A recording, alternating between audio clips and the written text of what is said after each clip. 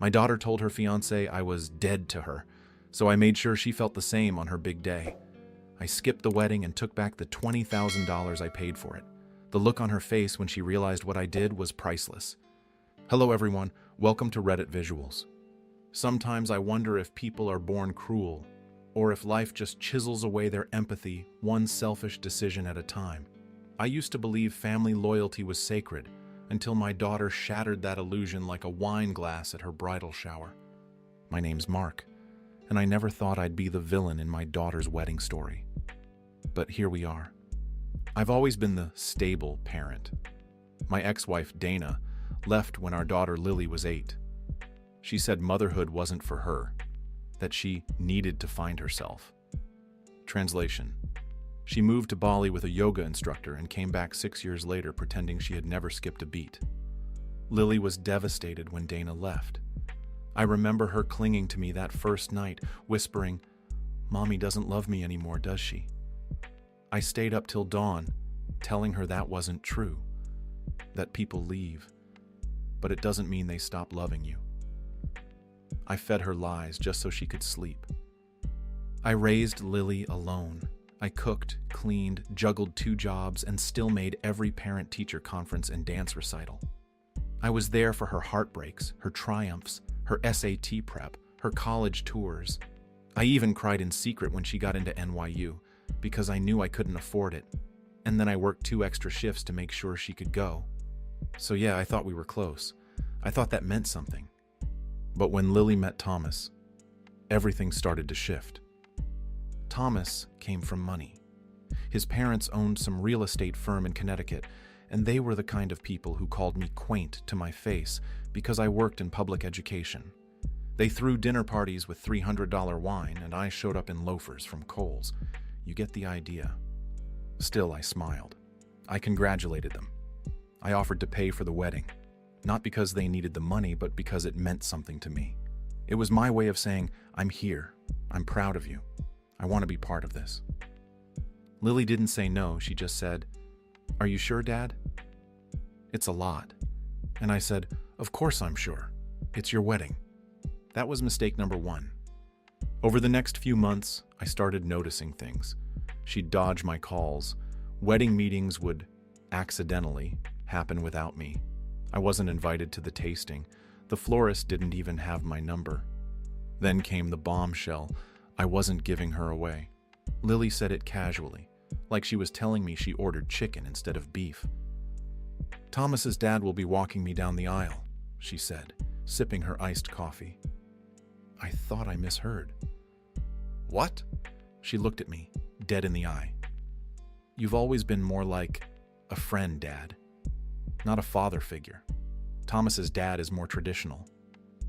I laughed. I actually laughed, because I thought it was a joke. But she wasn't smiling. "I paid for this entire thing," I said, stunned. "Yeah, but that doesn't mean you get to dictate the experience." The next day I called the caterer. I called the venue. I called the band. Every deposit was in my name. And that's when I paused. That's when the seed of revenge was planted. But I didn't do anything yet. A week before the wedding, I got a phone call I wasn't meant to hear. Lily had butt dialed me, or maybe left her phone on during a conversation. I don't know, but what I heard broke me. She was talking to Thomas. They were laughing. "I just can't wait till this is over," she said. "I swear he's so needy, like he still wants to play daddy when he barely has any money." Thomas laughed. "Did you tell him yet?" "About what?" "That we're cutting him off after the wedding. No contact. You said he was dead to you, remember?" "I haven't told him. Let him have his moment. He'll fade away after the honeymoon. He always does." Dead to her. Dead to her. The girl I raised, protected, sacrificed for... Said I was dead to her? I sat in my car for an hour, parked outside the grocery store, replaying that phrase over and over in my mind. And then I made a decision. If I was dead to her, she'd feel what it was like to lose something in the middle of her fairy tale. I waited until the morning of the wedding. She was supposed to get married at a vineyard an hour outside the city. I knew the timeline. Hair and makeup at 9 a.m., photos at noon, ceremony at 4. At 7:30 a.m., I called every vendor. I pulled every cent. The band, canceled. The caterer, refunded. The florist, flowers never delivered. The venue, I had paid half. I let them keep it, told them the wedding was off, and then I turned off my phone. I wasn't going to explain myself, not yet. At 8:12 a.m., Lily called me 17 times in a row. I didn't answer. At 9:04, Thomas's mother called me. I let it ring. By 10 o'clock, I had 43 missed calls. Then came the text from Lily. What the fuck did you do? Still, I said nothing. I went to a steakhouse. I ordered the most expensive bottle of bourbon they had. I toasted myself, and I waited. At 5:47 p.m., Lily sent me a photo. She was standing in the middle of the vineyard, makeup smeared, mascara running, hair undone, and the ceremony space was empty. No chairs, no flowers, no food, no music. And in the background, you could see Thomas yelling at someone on the phone, probably the planner. Under the photo, she wrote, "Are you happy now?" I didn't reply. I wanted her to sit in it, to sit in that silence, in that absence, in the same absence she was planning to leave me in. I didn't reply that night. I didn't reply the next morning either. She called. She texted. She even had her maid of honor, a girl I hadn't spoken to in 3 years, call me and say, "Lily is having a breakdown. Are you proud of yourself?" And honestly, in that moment, I didn't feel proud. I felt numb. But I knew I had finally drawn a line. For the first time in my life, I made her feel the consequences of treating someone like they're disposable. 3 days later, she showed up at my front door. She didn't knock at first. She just stood there, on the porch, makeup free, holding her heels in one hand and her phone in the other. Her eyes were swollen. I opened the door but didn't say anything. She said, "You embarrassed me." I said, "You disowned me." She blinked, and for a second, I saw that little girl again. The one who used to crawl into bed with me when thunderstorms scared her. She said, "You ruined my wedding." I said, "You buried your father." That's when she started crying, not the loud kind, not the manipulative soap opera sobs, silent tears, real ones, I think. "I didn't mean it," she said. "You said I was dead to you," I whispered. "You laughed about it." "It was just venting. I was frustrated. I didn't mean it like that." "But you meant it enough to plan an entire future without me." She stepped forward, like she was about to hug me. I stepped back. I said, "You can't insult the bridge, and then expect it to carry you across." She left, slowly, quietly. The next time I saw her was a month later. In a Facebook photo someone tagged me in. She was at the courthouse, wearing a plain white dress, standing next to Thomas, holding a bouquet that looked like it came from the gas station. They got married after all, without the bells, without the vineyard, without the $20,000 show, and without me. 2 weeks later, she sent me a message. It said, "I'm sorry, I was stupid, I miss you." I didn't reply. Because here's the thing, apologies don't fix bullets after they've been fired, words don't rewind time, and trust, once fractured like this, doesn't always glue back together neatly.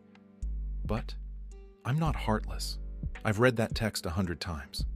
Sometimes I want to answer. Sometimes I type a reply and delete it. Because here's what no one tells you about being a parent. It's not just about raising your child. It's about letting them fall and resisting the urge to catch them when they made sure you weren't part of their safety net in the first place. My sister told me I should have still gone to the wedding. My ex-wife, who didn't contribute a cent, had the audacity to text me saying, "That was cruel, Mark. She's your daughter." I responded with one sentence, "You left her too. You just did it earlier than I did." Now, some people online have been calling me heartless. I get it. It's easy to villainize the man who pulls the rug out at the altar. It's harder to look at the years before that moment. The sleepless nights, the sacrifice, the forgiveness I gave her over and over again. Lily wasn't always this way. There was a time when she adored me. We had father-daughter movie nights. We'd eat pancakes for dinner when money was tight. She'd write me Father's Day cards with crayon drawings of us as superheroes. So when did she decide I was just a wallet? That's what I keep asking myself. Was it the money? Was it Thomas? Was it the years she spent watching everyone around her praise her mother, the woman who bailed, while I did the grunt work? Was I just too available? There's something people don't talk about, the quiet bitterness that builds in people who never get a break. I was her constant, and maybe in being so dependable, I became invisible. But on that day, her big, curated, Instagram-worthy day, I made damn sure she saw me, or at least the shadow I left behind when I walked away. Do I regret it? Honestly, some nights I do. Some nights I think I should have shown up, smiled through the pain, let her pretend I didn't hear her say I was dead to her. But most nights, I sleep better knowing that I finally set a boundary. People say parents should never give up on their kids. But what do you do when your kid gives up on you first? Now here's where I need your help, Reddit visuals. Was I the a-hole for what I did? Should I have just sucked it up and let her walk all over me one more time for the sake of keeping the peace?